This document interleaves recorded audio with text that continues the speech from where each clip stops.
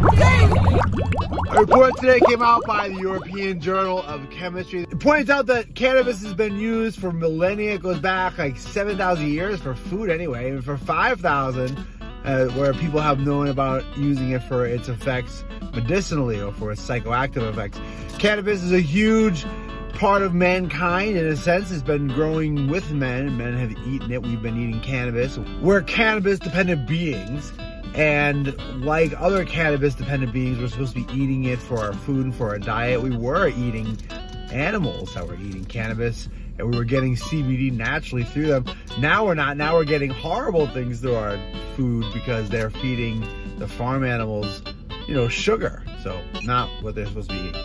So they're pointing out the hypocrisy of prohibition, and they're calling out prohibitionists actually. They're pointing out that cannabis is amazing for all its medicinal properties and for its uses as a textile and for industrial uses, but also the controversy around cannabis, where for the past 100 years it's been prohibited pretty much worldwide, and that has had such devastating consequences. Even now we're covered in plastic and immersed in plastic pollution, and hemp now hopefully will start making some headway in other industries. Also in news, Texas gets enough signatures. They're gonna definitely get that on the ballot. If they don't, it's gonna go on the ballot where they can get folks city to city to get cannabis legalized, or at least decriminalize is actually what they're looking to do. So in this particular case, it's Lubbock, Texas is gonna get on the ballot. They have enough signatures to either get it approved by the city council, or it will be on the 24 ballot to have cannabis decriminalized up to 4 ounces per person. So it's interesting news for Texas.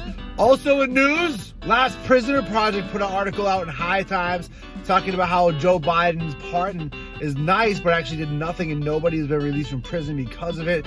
Most people are actually in jail for cannabis on a state level, not federally, but it does happen. But even those people weren't released. Nobody, not one person, has been released a year after his proclamation. So they're pointing out that this is just a bunch of nonsense, and you need to start doing what you say you're gonna do, Mr. President. Thanks for watching The Wash Daily.